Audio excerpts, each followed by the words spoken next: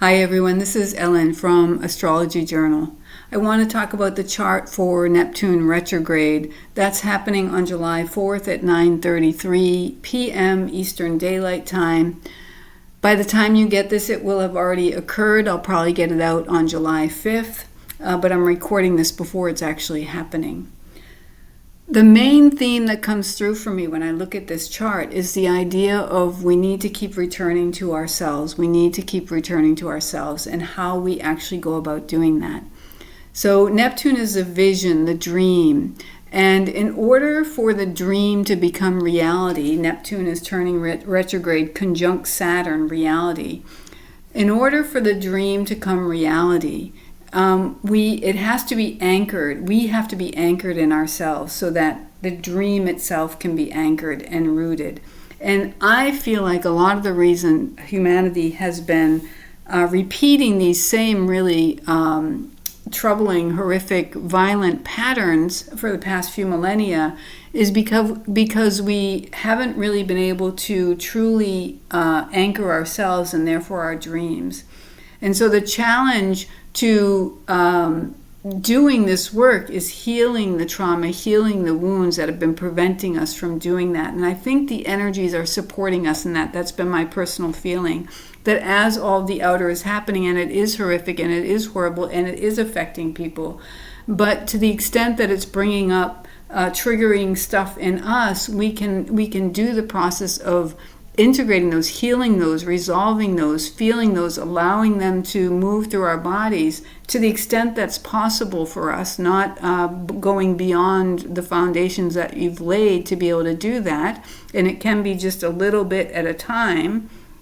But as we get good at that, we can then process more and more of these wounds, more and more of these traumas, and that allows us to become more and more clear in who we are, and then that allows us to ground and anchor the vision for the future of humanity that we really want more deeply in our beings. If that makes sense. And so I believe that the month of July is a month where many of us may be feeling even more clear than we ever have about who we are and about the vision we want. And then the challenge will be to keep returning to that because it'll be new. That newer clarity will still be getting to know it, and we'll be entering into an environment that is turbulent and will be sort of throwing us off. Like I'll talk about the Sabian symbols in a minute, but one of them has to do with this idea of an ocean, like white water kind of cresting type of thing. We're on the water and there's all this white water waves. And so we have to keep bringing ourselves back. We have to learn to steer that too. And part of that might be, or probably will be, the fears and the whatever comes up in us, and that's ours. That's what we get to focus on and heal, to tend and process and allow it to move through us in the way that it needs to, and to reveal to us what it needs to reveal to us, so that we can then return back to who we are. So the ultimate thing is we want to keep envisioning the reality we want, but it can't take root if we're not then also doing the process of healing what comes up. As we dream these dreams, that's going to be bringing things up, because there'll be parts of us that won't be out in alignment with it because of the wounding, because of the trauma that we've experienced. And I'm talking here about I think this is deep soul stuff at a human collective, human organismic level. So I think that's more what I'm addressing here. But for each of us individually, things may be coming up, and I will share with you something that's been coming up for me that I think is really fascinating. Where I'm getting the deep emotional stuff is that the moon is in Scorpio, and it's at the focal point of a T-square with both Mercury here and then Pluto. Pluto in Aquarius, the soul and the soul of humanity. And the Pluto rules Scorpio in modern astrology. So the moon is kind of looking to Pluto in Aquarius. And so this is about going into the depths of our human human experience. And a lot of that, I think, in these days we're seeing it is trauma, and a lot of what we're seeing in the world and that being acted out right now is the projection of trauma. And so how can we heal that within ourselves? I had this moment earlier in the week where I was like, all of this stuff is really horrible, but then I had a moment where I experienced something within myself. I saw how when I was a child, there was a way in which, because I was in a survival pattern, I was sort of trying to put a hook into somebody else in my life for them to be my father figure, but they weren't my father, right? And so in this way, I was kind of enslaving. That was what I thought about, enslaving this person, not because I'm bad, not because I'm horrible, whatever, but it was sort of a pattern that was really interesting to me. And I thought, oh, wow. So the enslavement we're seeing in the world, and I do not mean to be minimizing it. I do not mean to be dismissing it. But I was like, that is just a huge mirror for us to see how are we doing that in our relational lives, in our one-on-one lives. Would that mirror be outside of us if it wasn't inside of us? So that was something that I thought was meaningful. It gave me more motivation to heal the layers that are in me that are creating this mirror, these activities outside of me. Not that I think I'm some kind of grandiose whatever, that that if I heal myself, the world will change. But I think if we all heal ourselves, the world will and can change. And part of that is because as we heal ourselves, we'll be able to better understand our vision and better be able to anchor that. Each of us has a really important part to play. That's kind of what Aquarius says. Aquarius is the enlightened individual, and it's also the enlightened society. And the enlightened society arises from the enlightened individual, and then the enlightened society helps, creates a space for the individuals to grow into enlightenment. So it's a give and take type of thing, or a both and. One, a virtuous circle or a virtuous cycle or something like that, where one supports the other, and then that in turn supports the other, and it supports the other, that sort of thing. So what I thought I would do, it's Neptune turning retrograde. It's really interesting looking at this from the perspective of time. So up here I have a grid that just shows what's been going on. So here we have Neptune retrograde, and it's happening on July 4th at 9:33 p.m. This is Eastern Daylight Time. All of these times here are Eastern Daylight Time. And it's happening in between the first quarter moon and the gibbous moon. So the first quarter moon is on July 2nd, and the gibbous moon is on July 6th. And the Sabian symbol for the first quarter moon is minors emerging from a mine. And the degree that this is happening in, the moon will be at 11 degrees and some change of Libra. And so there's this idea of relationship in here, which I'll talk about. And then there's this decan, the tarot card associated with the second decan, that's what this number is difficult decisions, weighing up options, and impasse avoidance. I talked about this in the overview for July that I sent out to paid subscribers, and I want to talk about it a little bit here. So minors emerging from a mine, my read on that is the idea that we go down into the mine to find the gem of ourselves. And so the minors emerging from a mine they are us emerging from the mine, having found that gem of who we are. And they're stepping out into a world. If we look at the gibbous moon, the Sabian symbol is the ocean covered with whitecaps. That was the word I couldn't come up with, whitecaps. The ocean covered with whitecaps. That's the idea of stepping into turbulence and difficult decisions, weighing up options, and an impasse avoidance. So as we emerge from the mind more clear on who we are, in possession of the gem of who we are, anchored in who we are, we're stepping out into the world as it was. And Libra, agreements, partnerships, we may experience difficult decisions in relationship to that because we may no longer be in alignment. We may no longer be resonating with what was. And so we may have to make difficult decisions around that. So there's kind of this turbulence that can come up around that, inner turbulence, but also some outer turbulence that can come up around that.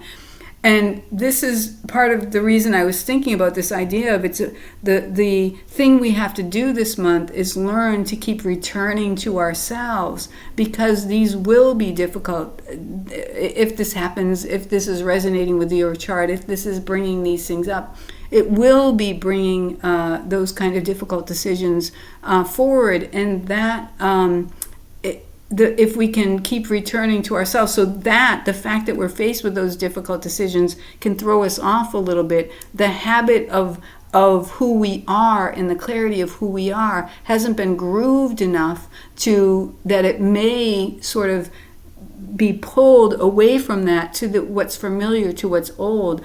And so keep coming back, just remembering that we keep coming back, that sort of thing. And within the context, so then the gibbous moon is within the context of fast-paced change and the ocean with a white cap. So especially, this is relevant too when we think about Uranus entering Gemini. The pace is really going to be picking up. So the more that we can learn to just groove and get back to ourselves, And again, part of that process means healing. Things may come up and we have to heal. So if we're just getting back without the healing, then I think that's probably what people would call bypassing. And so can we truly get back to ourselves if there's wound in the way and we haven't healed that wound? So I think that's part of it too. The other interesting thing about this timing with Neptune turning retrograde is if we go back in the cycle and we look at when Neptune, the reconnaissance period began, in other words, when it entered the first shadow period, that was on March 13th. And on March 14th, we had the Virgo lunar eclipse. And then on March 15th, Mercury turned retrograde. So the interesting thing about Mercury turning retrograde on March 15th is that it actually stationed on March 14th, on the day of the lunar eclipse. So Mercury was very much tied to this lunar eclipse. And it turned retrograde at 9 degrees of Aries, and it went back to 26 degrees of Pisces. Neptune turned retrograde at 2 degrees of Aries, so Mercury was a little bit ahead of it at 9 degrees of Aries. And then Neptune retrograded back to 29 degrees Pisces. So Mercury went back to 26 degrees Pisces. So the entire Neptune retrograde cycle is occurring within the Mercury retrograde cycle that occurred at the time of the lunar eclipse, or that began, the retrograde part of it began at the time of the lunar eclipse. So this Neptune retrograde is kind of vibrating, sort of bringing perhaps that mercurial energy back. And Mercury, one of the signs it rules is Virgo, so it's this idea of practice and skill development. And a man, the Sabian symbol for Mercury retrograde that happened on March 15th, a man teaching new forms for old symbols. So we're having to sort of learn. We're going to be encountering the old patterns and that sort of thing, and we're going to be having to learn perhaps new ways of being with those old patterns, ways that don't require us to sort of sacrifice or adapt ourselves out of existence, but instead allow us to remain firm in who we are, to anchor ourselves. And the more we can anchor ourselves, heal what needs to be healed and anchor ourselves, the more the vision can anchor. And that vision in these times is, I think, the most important thing that we can do. In terms of the future, in terms of what's possible in the future when you're in the dark, the most important thing is that idea of anchoring the vision, because that's what will eventually blossom, will eventually sprout into the new life, the new humanity that we all want to see. So, and then the second retrograde cycle, Mercury's second retrograde cycle of the year, I think this is the second one of the year, that happens on July 18th, and it turns retrograde at 15 degrees of Leo. And that 15 degrees of Leo is really an interesting point on the phase wheel, because that is at the beginning of the gibbous phase, so the transition between the first quarter phase and the gibbous phase. And that is this transitional idea of we're moving from really expressing our light to recognizing that we need to embody our light and learn the skill of it and make it into a container, and us into a container, such that the light of spirit can flow through us, and we can be the prisms for that light. And the way that we develop that is through skill, Virgo and gibbous phase, through skill development and practice. So it seems like there was something else. Oh, I thought what I would do is share what I'm experiencing during this time. So interestingly for me, on the yesterday and today, I've had fear come up, this fear of being rounded up, right, with all that energy out there. And so I'm sure there's a huge soul resonance for me. The moon in Scorpio, a deep soul resonance, the moon being the current incarnation of the soul, it being square Pluto, the soul of humanity, but also the soul of individuals, the traumatized part of humanity. So for me, as I'm witnessing what's happening in the world, I am experiencing a lot of fear arising around the fear of being rounded up. And I'm sure I've experienced that in past, other lives or whatever. So that's what's been coming up for me. And what's really interesting about that is for the Virgo lunar eclipse post that I did, I wrote a little story, I shared a little anecdote from my life about how when I was working, one day I just was really thinking about, what would I need to feel secure in the worst of the worst circumstances? What would I need to feel secure? And I was thinking about myself as a young child. And I thought, well, I would just need to know that I was loved. That would do it. And what I shared in that article was that was my intellectual answer, and it was a really good answer, but I knew that I hadn't quite gotten deeper. And so that came up for me. That was a memory from like 20 years ago. And it's interesting that it came up then. In the shadow, the Virgo lunar eclipse happened a day into the shadow of the Neptune retrograde cycle. Neptune entered its shadow period on March 13th. Virgo lunar eclipse happened on March 14th. So the Virgo lunar eclipse was within the shadow period of Neptune's reconnaissance. And I remember this insecurity. And then as Neptune is preparing to turn retrograde, I'm feeling this fear around security. And so the opportunity is to allow that fear, to allow myself to feel that fear, and so that the fear can then process and reveal to me whatever it is needs to reveal to me.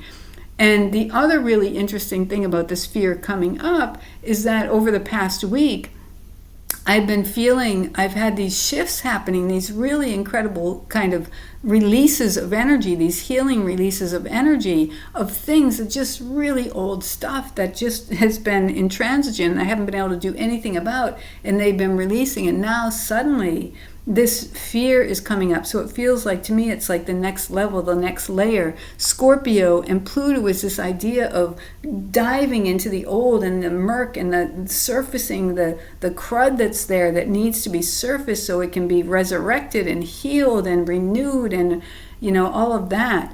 And so that's what I feel like this is. And so the opportunity, and so when we talk about the skill of coming back to ourselves, the opportunity here is the skill of coming back to that fear rather than trying to bypass it or leave it behind or figure out some kind of compensation around it.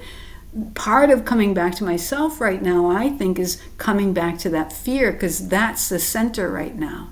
And so as I can come back to that center and I can be with that fear, it can process more and more. And I suspect I'll be able to get to the other side of it.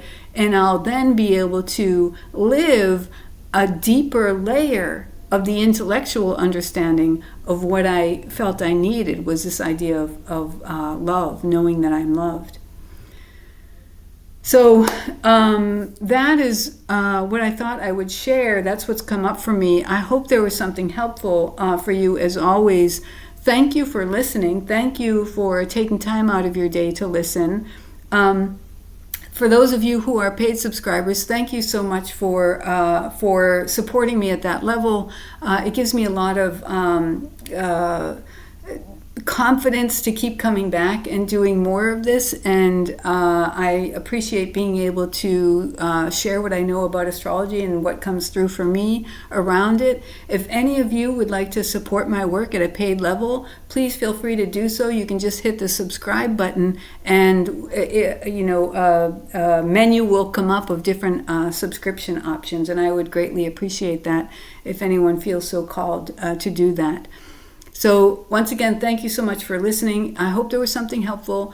What I like to always say is whatever resonates, if it resonates, that's wonderful, and I'm grateful. If it doesn't resonate, if it's not helpful, then it wasn't meant for you, and that's okay. You just leave it behind, because what's going to help you is what resonates with you and what helps you learn what you need to learn and understand what you need to learn about you and your experience in this moment. So that's the thing I care most about. Take what works and leave the rest.